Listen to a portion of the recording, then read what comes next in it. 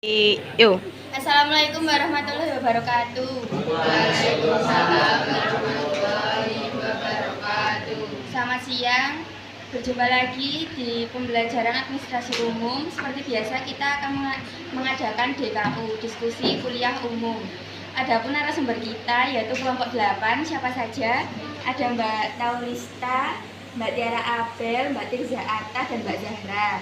Apa saja materi yang akan disampaikan, mari kita simak bersama-sama. Dan setelah diskusi selesai, kita akan mengadakan forum tanya jawab dalam beberapa sesi. Baiklah, kita mulai DKU-nya. Untuk narasumber pertama yaitu Mbak Taulista dengan materi sifat tubuh dalam bekerja sebagai suatu aspek ergonomi. Silahkan Mbak Lista. Baik, terima kasih moderator sudah memberikan waktu saya untuk mempresentasikan pelajaran tentang sifat tubuh dalam bekerja sebagai suatu aspek ergonomi. Hubungan tenaga kerja dalam sikap dan interaksinya terhadap satuan kerja akan menentukan efisiensi, efektivitas, dan produktivitas. Selain SOP yang terdapat pada setiap jenis pekerjaan. Yang pertama-tama ada sikap tubuh yang benar, yaitu berdiri. Jika harus berdiri dalam tempo yang lama, istirahatkanlah salah satu kaki Anda secara bergantian. Letakkan salah satu kaki di atas sesuatu yang letaknya sedikit lebih tinggi dari kaki yang lain. Jika harus bekerja dalam posisi berdiri, hindari posisi tubuh membungkuk atau miring ke samping. Begitupun saat Anda berjalan. Bagi wanita, hindari penggunaan sepatu berbadan. Yang kedua yaitu duduk. Sikap tubuh yang benar pada saat duduk yaitu pilihlah kursi yang dekat di belakang tubuh Anda pada posisi yang benar dan nyaman. Sesuaikan posisi kursi agar kaki Anda dapat menapak di lantai. Selain itu, kondisi isi dompet yang tebal di kantong celana bagian belakang juga mempengaruhi nyeri pinggang karena adanya tekanan terhadap otot pantat secara terus-menerus dan tekanan yang lebih besar di saat Anda sedang duduk. Yang ketiga yaitu kosongkan isi kantong belakang celana Anda, dompet seperti dompet, kunci, catatan, dan sebagainya agar tidak mengganggu keseimbangan bagian belakang tubuh Anda. Yang ketiga yaitu sikap tubuh yang benar pada saat mengangkat beban. Teknik terbaik dalam mengangkat beban adalah pengangkatan secara diagonal. Gimana sih cara pengangkatan secara diagonal? Nah, caranya yaitu kaki Anda dapat memisah dengan satu kaki sedikit ke depan dari kaki yang lain. Ini memberikan basis penyangga yang lebar, lebih stabil, lebih bertenaga, dan lebih kuat. Tekuk lutut Anda dan berjongkok. Jaga punggung Anda agar tetap lurus dan kepala Anda juga lurus selama mengangkat. Posisi ini memberikan kekuatan yang lebih untuk otot-otot tungkai yang lebih luas dan menjaga keseimbangan punggung Anda. Yang terakhir yaitu sikap tubuh yang benar pada saat membawa benda. Pastikan benda selalu menempel pada tubuh selama mengangkat dan membawanya.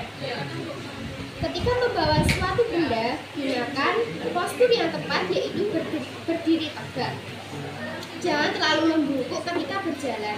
Membawa dengan beban di depan tubuh, tetapi ketika membawa dengan jarak yang jauh, bawalah benda dengan menggunakan bahu Anda.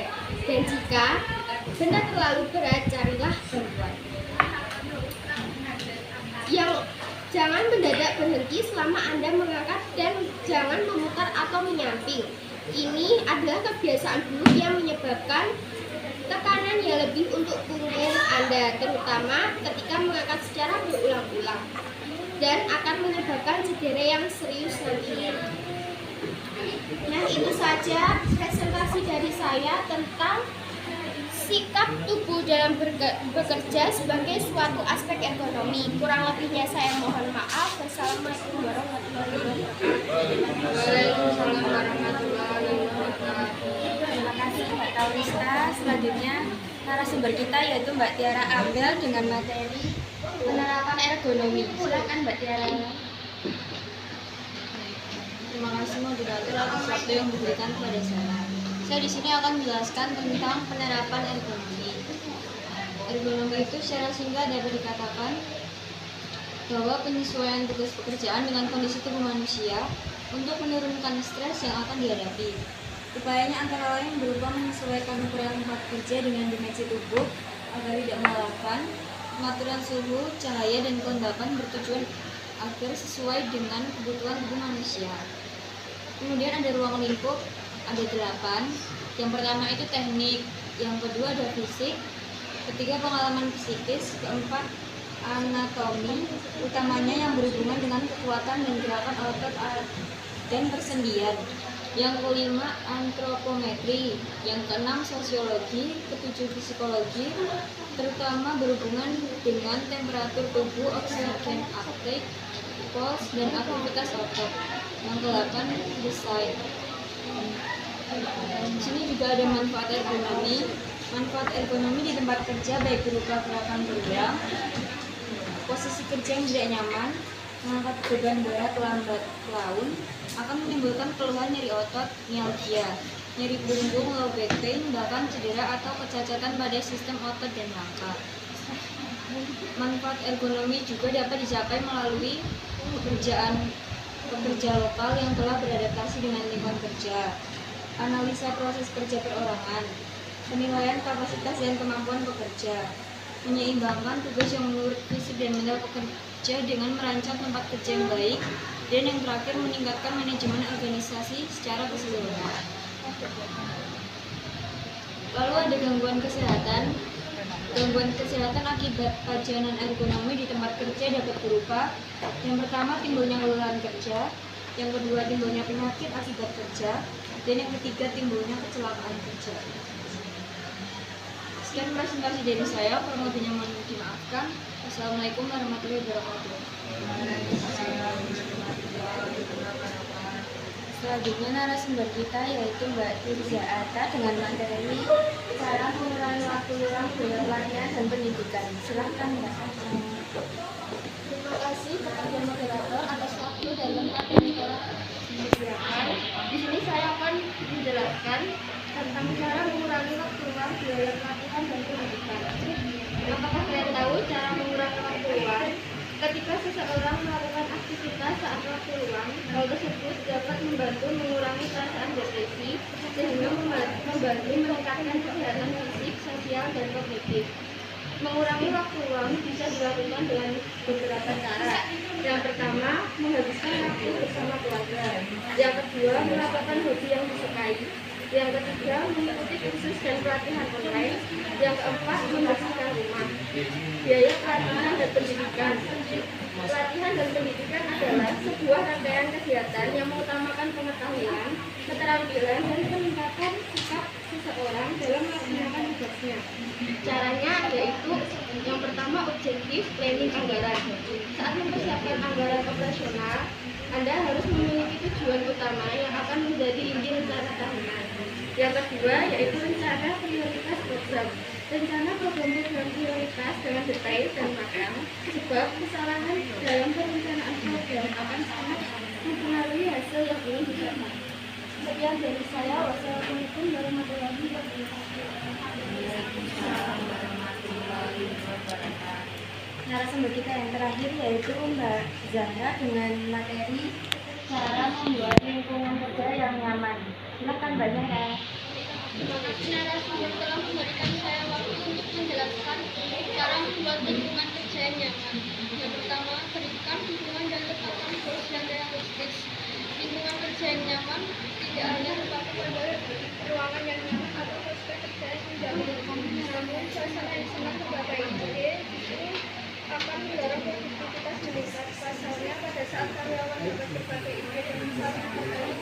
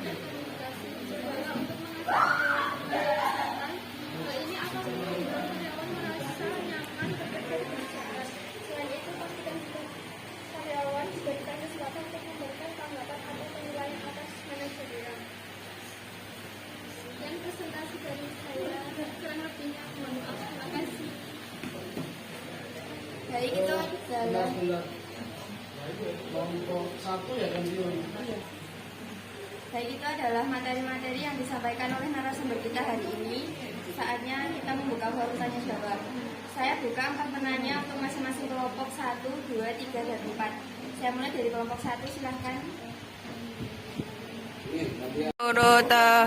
Terima kasih Mbak Lilis atas pertanyaannya. Berikutnya kelompok 2, siapa yang akan bertanya? Silahkan Mas Muda. Selamat siang, terima kasih atas waktu yang sudah diberikan kepada saya. Perkenalkan, nama saya Muda dari kelompok 2 akan mengajukan pertanyaan kepada Mbak Tirisata tentang bagaimana cara mengurangi waktu luang. Sekian dari saya. Terima kasih. Terima kasih Mas Muda atas pertanyaannya.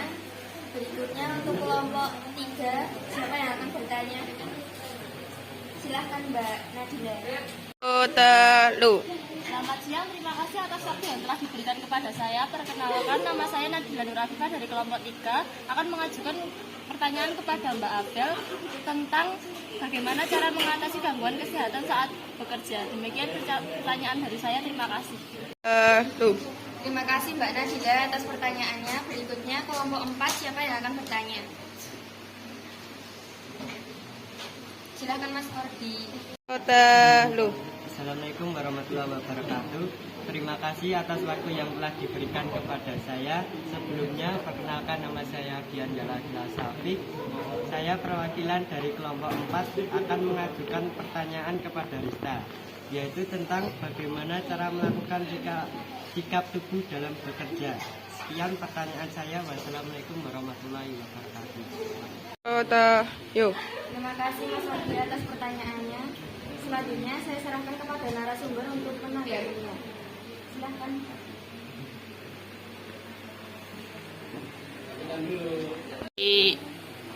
Terima kasih Mbak Iris atas pertanyaannya.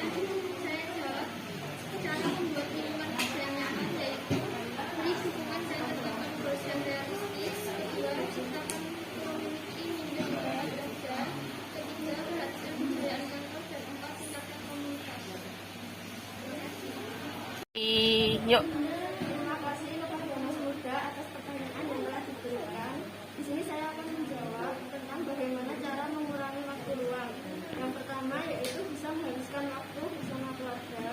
Yang kedua, melakukan hobi yang disukai. Yang ketiga, mengikuti kursus dan pelatihan online. Yang keempat, melakukan membersihkan rumah. Dan masih banyak lagi yang harus saya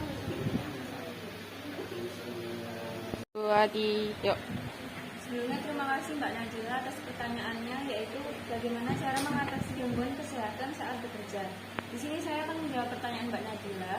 Cara menjaga kesehatan mental di kantor itu ada beberapa.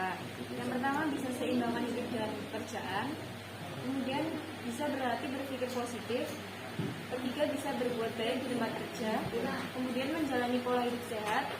Juga menjalin hubungan dengan orang lain. Mungkin itu jawaban yang bisa saya sampaikan kepada Mbak Najila. Terima kasih.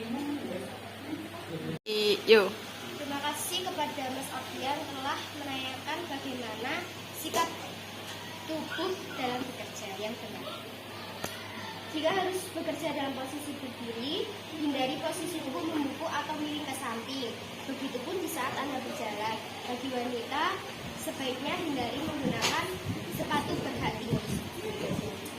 Selain itu, yaitu ada posisi kondisi isi dompet yang tebal di kantong celana bagian belakang juga dapat membuat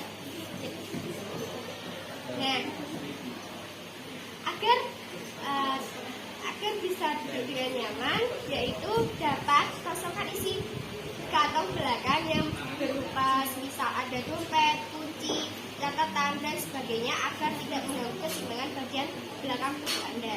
Mungkin itu saja yang dapat saya jawab atas pertanyaan Mas Alfian. Kurang lebihnya saya mohon maaf. Terima kasih. Saya kira semua pertanyaan sudah terjawab. Untuk penanya selanjutnya yaitu dari kelompok 5, 6, 7 dan dari kelompok berapapun. Saya kira semua pertanyaan sudah terjawab. Untuk penanya selanjutnya yaitu dari kelompok 5. Siapa yang akan bertanya? Silakan Mbak Nazila. Assalamualaikum warahmatullahi wabarakatuh. Terima kasih atas waktu yang telah diberikan kepada saya. Perkenalkan, nama saya Khalifatul Nazila Zahra. Saya berasal dari kelompok 6. Saya akan mengajukan pertanyaan ke Assalamualaikum warahmatullahi wabarakatuh. Terima kasih atas waktu yang telah diberikan kepada saya. Perkenalkan, nama saya Khalifatul Nazila Zahra. Saya berasal dari kelompok 5. Saya akan mengajukan pertanyaan kepada saudari Rista kepada saudari Abel tentang apa yang akan terjadi jika dalam suatu perusahaan tidak menerapkan ergonomi secara benar. Demikian pertanyaan dari saya. Terima kasih. Wassalamualaikum warahmatullahi wabarakatuh. Terima kasih Mbak Nazila atas pertanyaannya. Selanjutnya yaitu kelompok 6. Siapa yang akan bertanya? Silakan Mbak Salwa. Assalamualaikum warahmatullahi wabarakatuh. Terima kasih atas waktu yang telah diberikan kepada saya. Perkenalkan, nama saya Salwa dari kelompok 6. Saya akan mengajukan pertanyaan kepada saudara Rista tentang apa dampak jika sikap tubuh dalam bekerja salah. Demikian pertanyaan dari saya. Terima kasih. Wassalamualaikum warahmatullahi wabarakatuh. Terima kasih Mbak Salwa atas pertanyaannya. Selanjutnya yaitu dari kelompok 7. Siapa yang akan bertanya? Silakan Mbak Syaura. Terima kasih atas waktu yang telah diberikan kepada saya. Perkenalkan, nama saya Syaura Aini Amadani dari kelompok 7. Saya akan mengajukan pertanyaan kepada Liza Atta. Bagaimana cara mengisi waktu luang sehingga kesehatan tetap terjaga? Demikian pertanyaan dari saya. Terima kasih. Terima kasih Mbak Syaura atas pertanyaannya. Masih ada satu narasumber yang belum mendapat pertanyaan. Silahkan dari kelompok berapa saja yang ingin mengajukan kepada Mbak Zahra.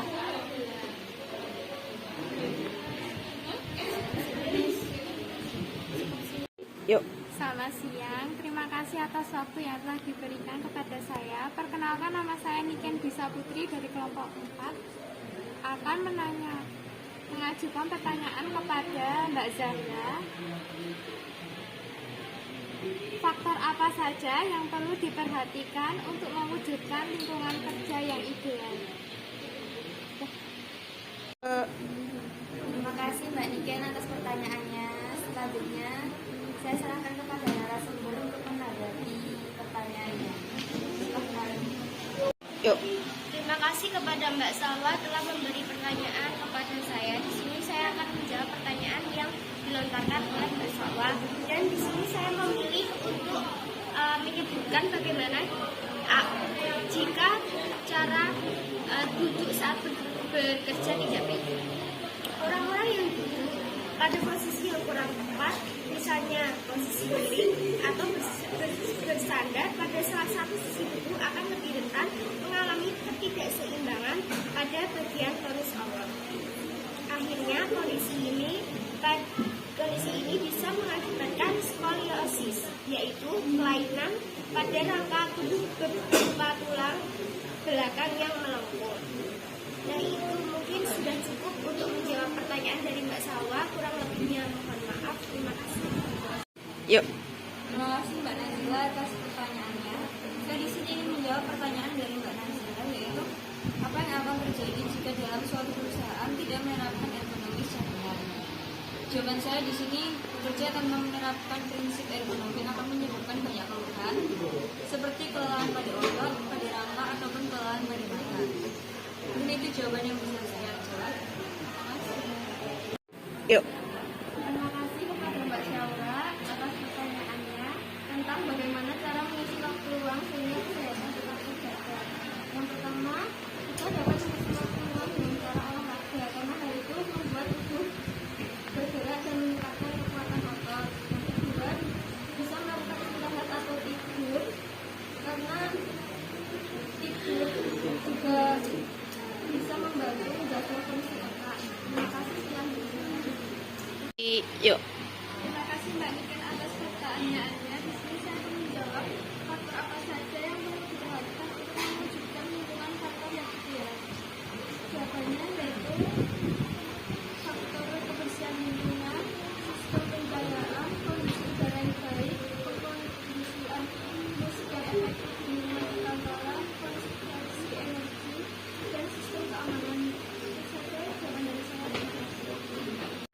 Yuk.